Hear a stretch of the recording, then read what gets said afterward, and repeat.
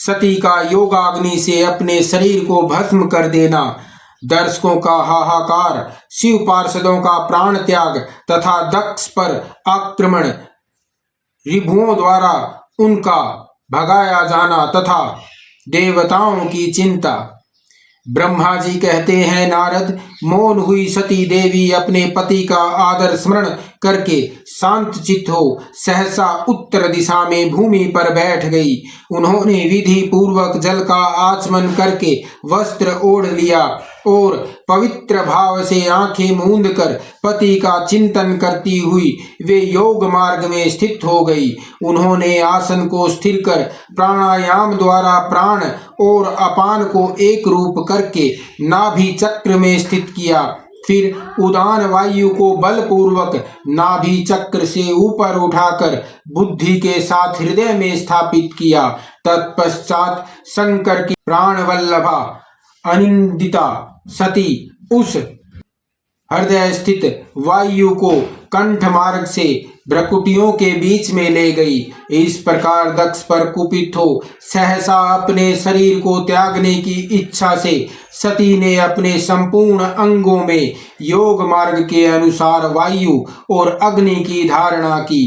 तदंतर अपने पति के चरणार बिंदों का चिंतन करती हुई सती ने अन्य सब वस्तुओं का ध्यान भुला दिया। उनका चित्त योग मार्ग में स्थित हो गया था, इसलिए वहां उन्हें पति के चरणों के अतिरिक्त और कुछ नहीं दिखाई दिया। मुनि श्रेष्ठ, सती का निष्पाप शरीर तत्काल गिरा और इनकी इच्छा के अनुसार योगाग्नि से जलकर उसी क्षण भस्म हो गया। उस समय वहां आए हुए देवता आदि ने जब यह घटना देखी तब वे बड़े जोर से हाहाकार करने लगे। उनका वह महान अद्भुत विचित्र एवं भयंकर हाहाकार आकाश में और पृथ्वी तल पर सब ओर फैल गया। लोग कह रहे थे, हाय, महान देवता भगवान शंकर की परम प्रेयसी सती देवी ने किस दुष्ट के दुर्व्यवहार से कुपित हो अपने प्राण त्याग दिए। अहो ब्रह्मा जी के पुत्र, इस दक्ष की बड़ी भारी दुष्टता तो देखो। सारा चराचर जगत जिसकी संतान है उसी की पुत्री मनस्विनी सती देवी, जो सदा ही मान पाने के योग्य थी, उसके द्वारा ऐसी निरादत हुई कि प्राणों से ही हाथ धो बैठी। भगवान वृषभध्वज की प्रिया सती सदा सभी सत्पुरुषों के द्वारा निरंतर सम्मान पाने की अधिकारिणी थी। वास्तव में उसका हृदय बड़ा ही असहिष्णु है। वह प्रजापति दक्ष ब्राह्मण द्रोही है, इसलिए सारे संसार में उसे महान अपयश प्राप्त होगा। उसकी अपनी ही पुत्री उसी के अपराध से जब प्राण त्याग करने को उद्यत हुई तब भी उन महान नरक भोगी शंकर द्रोही ने उसे रोका तक नहीं। जिस समय सब लोग ऐसा कह रहे थे उसी समय शिव जी के पार्षद सती का यह अद्भुत प्राण त्याग देख तुरंत ही क्रोध पूर्वक अस्त्र शस्त्र ले दक्ष को मारने के लिए उठ खड़े हुए। यज्ञ मंडप के द्वार पर खड़े हुए वे भगवान शंकर के समस्त 60,000 पार्षद, जो बड़े भारी बलवान थे, अत्यंत रोष से भर गए और हमें धिक्कार है ऐसा कहते हुए भगवान शंकर के गणों के वे सभी वीर यूथपति बारंबार उत्सवर से हाहाकार करने लगे। देव ऋषि कितने ही पार्षद तो वहां शोक से ऐसे ही व्याकुल हो गए कि वे अत्यंत तीखे प्राणनाशक शस्त्रों द्वारा अपने ही मस्तक और मुख आदि अंगों पर आघात करने लगे। इस प्रकार 20,000 पार्षद उस समय दक्ष कन्या सती के साथ ही नष्ट हो गए। वहां एक अद्भुत सी बात हुई।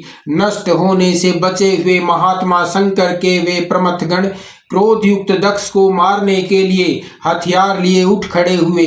मुने उन आक्रमणकारी पार्षदों का वेग देखकर भगवान भृगु ने यज्ञ में विघ्न डालने वालों का नाश करने के लिए नियत अपहता असुरा रक्षासी वेदिसद इस यजुर मंत्र से दक्षिणाग्नि में आहुति दी।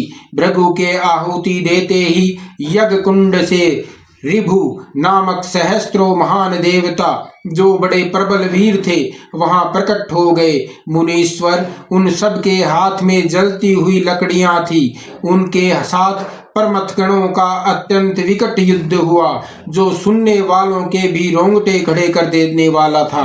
उन ब्रह्म तेज से संपन्न महावीर ऋभुओं की सब ओर से ऐसी मार पड़ी जिससे परमथगण बिना अधिक प्रयास के ही भाग खड़े हुए। इस प्रकार उन देवताओं ने उन शिव गणों को तुरंत मार भगाया। यह अद्भुत सी घटना भगवान शिव की महाशक्तिमती इच्छा से ही हुई। वह सब देखकर ऋषि इंद्र आदि देवता, मरुदगण, विश्वदेव, अश्विनी कुमार और लोकपाल चुप ही रहे। कोई सब ओर से आकर वहां भगवान विष्णु से प्रार्थना करते थे कि किस तरह विघ्न टल जाए। ये उद्विग्न हो बारंबार विघ्न निवारण के लिए आपस में सलाह करने लगे।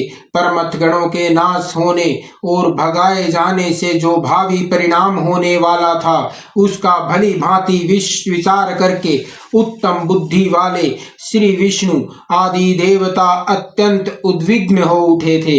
मुने, इस प्रकार दुरात्मा शंकर द्रोही ब्रह्मबंधु दक्ष के यज्ञ में उस समय बड़ा